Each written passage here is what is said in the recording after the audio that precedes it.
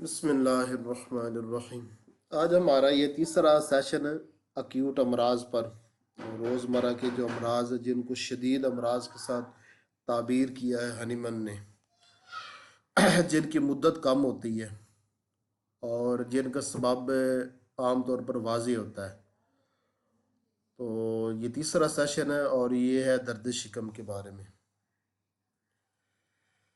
तो इसमें 5 मेडिसन है यहाँ पर दर्द शिकम के बारे में जो ज़्यादा इस्तेमाल होती हैं।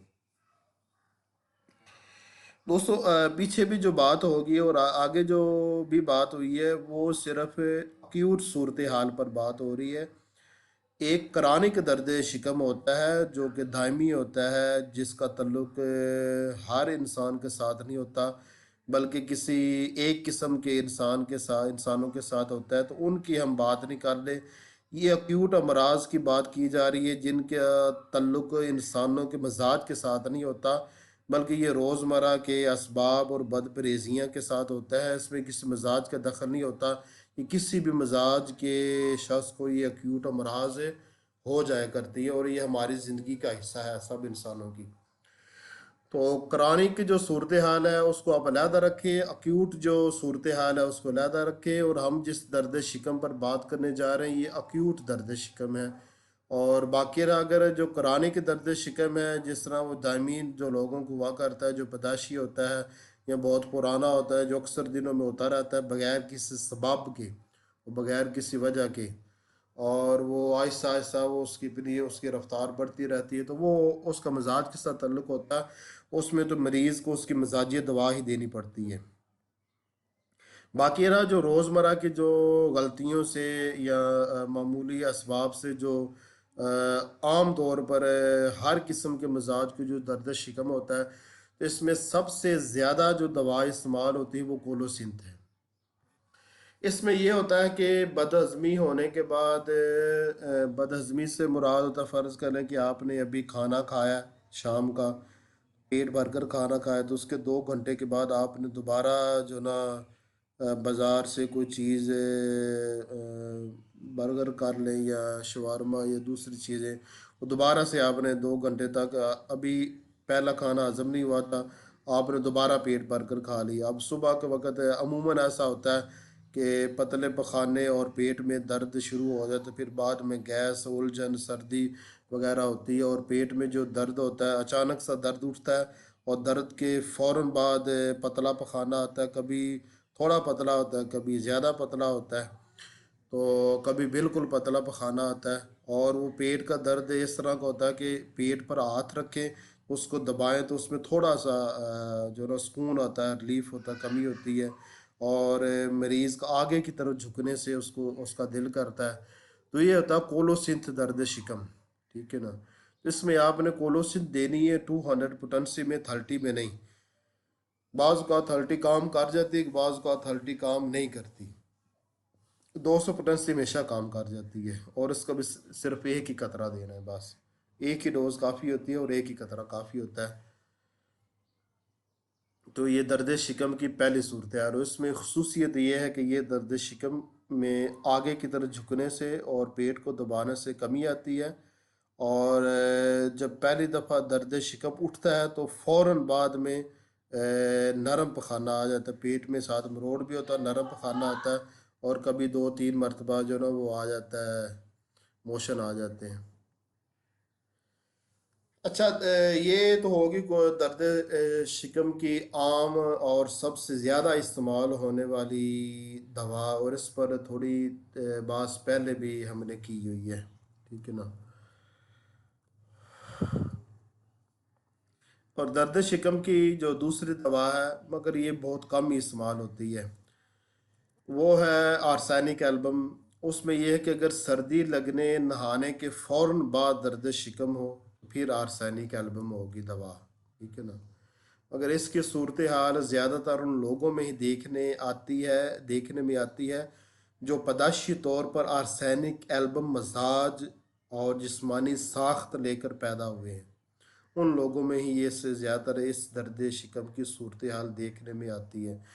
एक किस्म में ये तकरीबन जो क्रॉनिक दर्द शिकम ही बन जाता है, ठीक है ना। मगर ये भी दर्द शिकम की सूरत हाल होती है। और दूसरा तीसरी दवा है इस मौजू पर दर्द शिकम के बारे में, वो डायस्कोरिया। और ये जो दर्द शिकम है ज़्यादातर हामला औरतों में या बेवा औरतों में नज़र आता है। अब इस दर्द शिकम में क्या होता है, ये नाफ के इर्द गिर्द होता है। और इसकी जो शिद्दत का वक़्त है वो सुबह 8 बजे होता है, और इसमें मरीज़ को चहलकदमी करने को दिल करता है, और पेट में हद दर्जे की जो ना गैस बनती है। और ये दर्द शिकम हर साल एक मखसूस वक़्त पर लौट कर आता है। तो इसके साथ हर्नियों का आम तौर पर मरज़ आता है। हर्निया से मुराद होता है जो पेट की जो उसमें आंत होती है ना, वो उसमें सूजन आ जाती है, वो सूज जाती है, उसमें दर्द होता है। तो हर्निया का जो इशू भी इस दर्द के साथ आ जाता है। तो इस दर्द की सबसे बड़ी खासियत ये है कि ये सुबह 8 बजे इसमें शिद्दत देखने में आती है। और भी एक बड़ी खासियत ये कि हर साल ये मखसूस वक्त पर, ये मखसूस महीने में ये लौट कर आता है, ठीक है ना। ये डायस्कोरिया है, और इसके मरीज़ भी देखने में आते हैं। और ज़्यादातर इसके जो मरीज़ होते हैं ना, वो हर्नियों का वो ऑपरेशन ही करा देते हैं। एलोपैथिक डॉक्टरों के पास से इस दर्द का तो कोई इलाज नहीं होता, तो वो बस ऑपरेशन की ही बस कहते हैं। बस जो बीमारी लगती जाए, जो उस ख़राब होते जाए, तो एलोपैथिक का यही तरीक़ेकार, उस को निकालते जाएं। मगर होम्योपैथिक में ऐसा नहीं होता। डायस्कोरिया से वो बिल्कुल ठीक हो जाता है, वो स्वेलिंग भी, हर्निया भी, और बाकी सब तकलीफ़ात भी वो रफ़ा हो जाती हैं। सर इसमें जो पीछे मुड़ने वाली अलामत है वो? हाँ, वो भी पाई जाती है।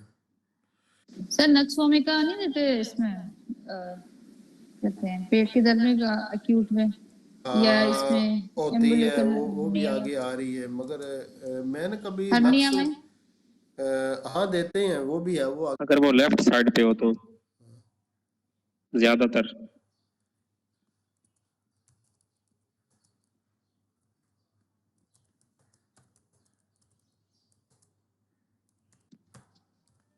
नक्स लेफ्ट साइड पे आती है मेरे ख्याल में।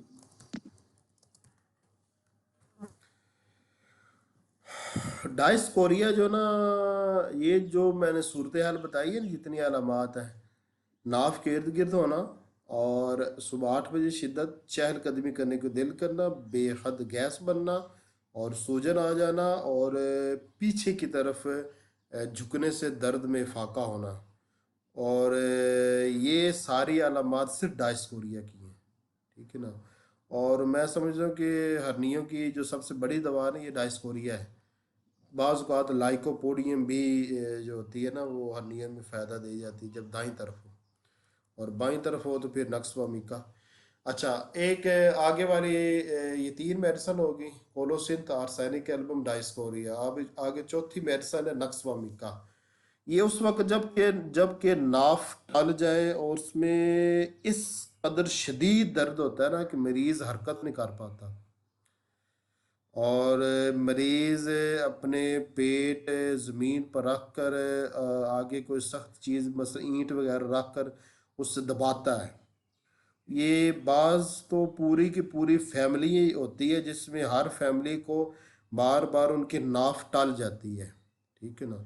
जब नाफ टल जाए, और आम लोगों से डबल जो दर्द हो, ठीक है ना, उस वक्त नक्स वामिका होगी, वो भी 200 पोटेंसी में एक कतरा बस। सर नाक टल जाना ये इसी को कहते हैं, हर्निया को ही कहेंगे? नहीं नहीं, वो और चीज़ होता है, हर्निया और चीज़ होती है। इसकी क्या डेफिनेशन है हर्निया नाक टल जाने की? होती है, हर्निया का मतलब होता है स्वेलिंग, नाव सूज जाती है। नाव के इर्द गिर्द जो होती है ना आंतें, वो सूज जाती हैं। मगर जो नाव का टल जाना होता है ना, वो हर्निया नहीं होता। वो नाव का टल जाना, नाव का टल जाना ही होता है, वो मतलब क्या हर्निया होता नहीं है इसको, आता। क्या क्या होता क्या है, व्हाट इज उसमें क्या कहते होता हैं है, ये नाक है टल कि जाने? वो एक मुझे बताया था एक शख्स ने, उसने कहा कि बदहजमी से आमतौर पर होती हैं, नाफ टलती बदहजमी से, ठीक है ना। आमतौर पर आपको पता है बदहजमी से पेट का दर्द होता है, और कुछ लोगों को बदहजमी के बाद उनकी नाफ टल जाती है। नाफ में मरोड़ सा महसूस होता है और इतना शदीद दर्द होता है कि मरीज हरकत नहीं कर पाता, वो ज़मीन पर लेट जाता है और ज़मीन और नाफ के आगे ईंट वगैरह या कोई सख्त चीज़ रख कर उसको दबाता है, ठीक है ना। अच्छा। और ये होती है नाफ टलने की जो अलामात है। और दर्द ये नाक का जो प्रॉपर होता है ना, वो केसिंग जो होती है मेरे ख्याल में उसमें कोई डिफेक्ट आ जाता है। हाँ, तो ये उस सूरत में ये नक्स वमी का दवा होगी। जी जी सर, नक्स नाफ होते हैं। टलने में अगर नक्स वमी का फेल हो तो फिर रस्टाक्स दवा होगी। और आमतौर अच्छा, पर मैंने देखा है कि जो रस्टाक्स के पुराने मरीज होते हैं ना दायमी, उनकी अक्सर नाफ टलती रहती है।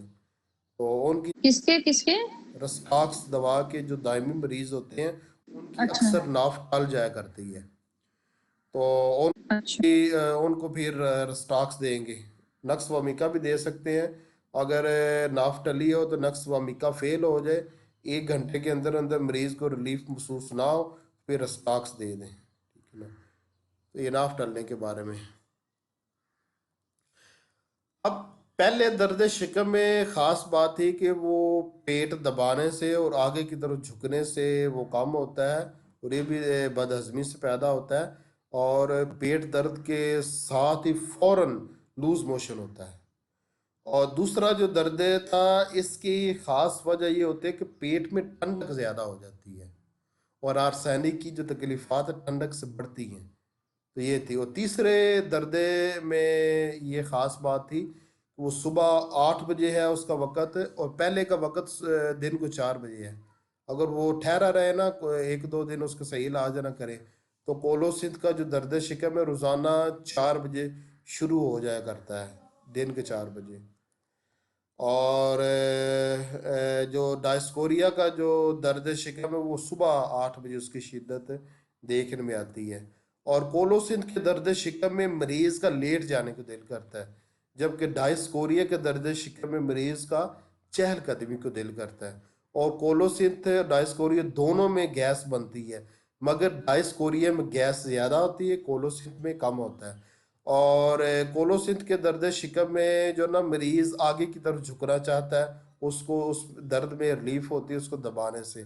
जबकि डायस्कोरिया में वो दर्द की जगह पर मरीज हाथ नहीं लगा सकता और पीछे की तरफ झुकने से वो काम आता है। तो ये दोनों में फ़र्क हो गया, बल्कि तीनों में फ़र्क हो गया। और और जगह में भी फ़र्क है। कोलोसिन का जो दर्द है वो नाफ के इर्द गिर्द आम तौर पर नहीं होता। नाफ के इर्द गिर्द आमतौर पर नहीं होता कोलोसिन दर्द। कभी हो भी सकता है, मगर आमतौर पर ऐसा होता नहीं कि कोलोसिन जो दर्द शिकम है वो नाफ के इर्द गिर्द हो। डायस्कोरिया का आमतौर पर नाफ के इर्द गिर्द ही ज्यादा दर्द होता है। और आर्सेनिक एल्बम का पेट की ज्यादातर दाईं जानब होता है। और नक्स व मिका उसमें नाफ टल जाने का एहसास होता है, ठीक है ना।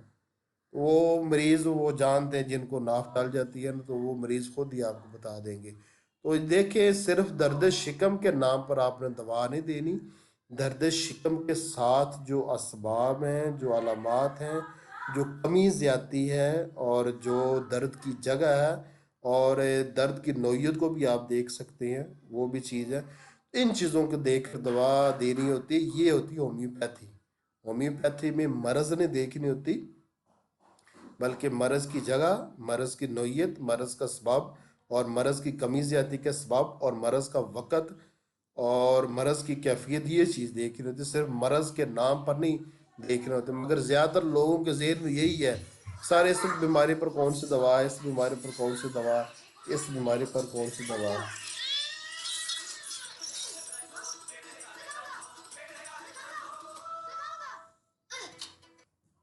अच्छा, अब आप बताएं कि इन मेडिसन के अलावा आपने कौन कौन सी मेडिसन इस्तेमाल की है दर्द शिकम में।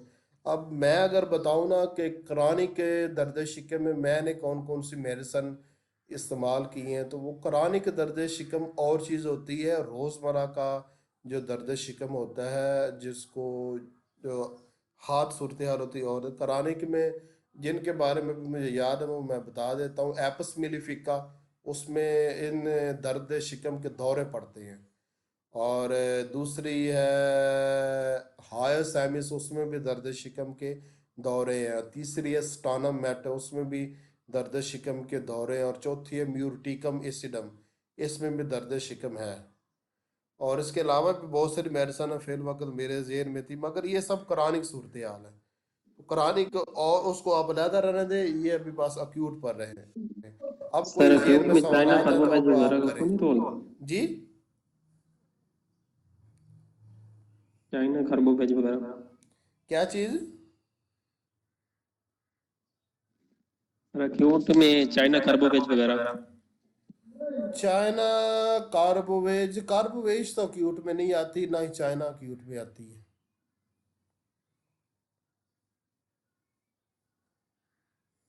ठीक हो गया सर। सर मैं तो नक्स दे देती हूँ, काम खत्म।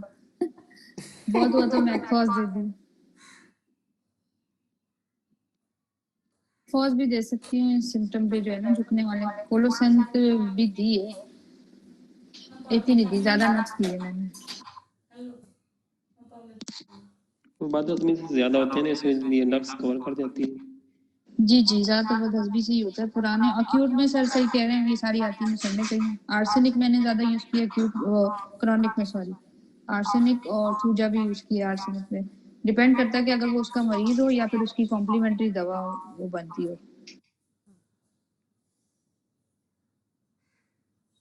पल्साटिला भी बहुत मरतबा यूज होती है दर्द शिकम में, मगर वो करानिक में होती है, अक्यूट में नहीं।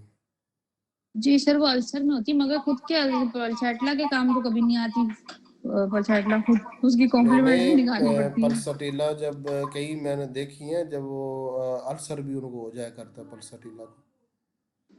हाँ सर, वो तो मगर वो उससे ठीक नहीं होता अकेले पलछैटला से, वो अल्सर जो है। उसके साथ नाइट्रिक एसिड देनी पड़ती है, याद रखना। हाँ हाँ, जब बिल्कुल वैसे। पल्साटिला को अल्सर हो जाए ना, तो फिर उसका अल्सर नाइट्रिक एसिड से ठीक जी करना। जी जी, बिल्कुल बिल्कुल सही कह रहे हैं। वही कह रही हूँ, पलछैटला से तो ठीक नहीं होता पलछैट। उससे पलछैटला नहीं दूसरों ठीक में होगा। काम कर जाती है, अपने खुद के लिए उसको फिर नाइट्रिक एसिड देनी पड़ जाती है।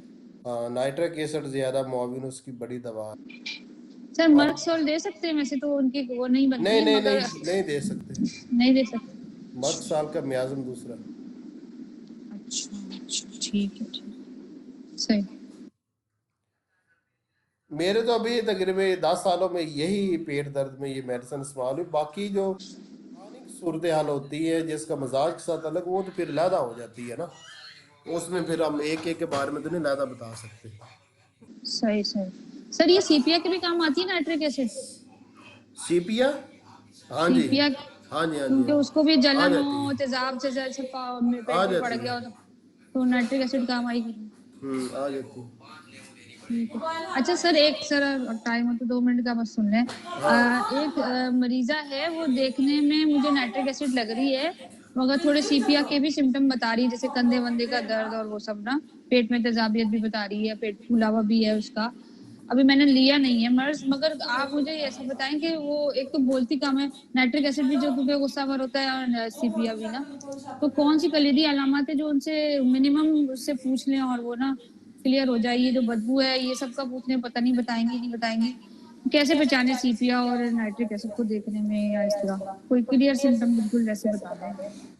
सीपिया और नाइट्रिक एसिड को, सीपिया मेरा हाल आमतौर पर स्याह कलर के नहीं होती, नाइट्रिक एसिड ज्यादातर स्याह कलर में ही होती। मैंने तो खास तौर पर लुगत के बाद तो उनका कलर स्याही हो जाता है नाइट्रिक एसिड का, सीपिया भी तो सांवली नहीं होती है, रहता। सीपिया भी और तो सांवली होती है। सीपिया वो सांवली होती है, और नाइट्रिक एसिड ज्यादातर वो स्याही माइल उनका कलर होता है। और जो चमकदार सी होती है नाक एक वाक, वो और नाइट्रिक बात एसिड के होती है ना? नाइट्रिक एसिड के आमतौर पर होंठ बड़े बड़े होते हैं, सीपिया के होंठ नॉर्मल होते हैं या छोटे होते हैं। नहीं नहीं, सीपिया के बड़े होते हैं सर, मछली की तरह ऐसे निकले हुए होते हैं प्रोमिनेंट। हम्म। सीपिया के अच्छा, भी बड़े होते हैं। हाँ बड़े भी हो सकते हैं। वो ये भी होता है कि नीचे वाला होंठ लटका हुआ हो बाहर की तरफ निकल के। उठता हाँ हूँ, आ जाता हूँ आप, चलो मैं आता हूँ, चलो जाओ जाओ। चले, मैं देखती हूँ।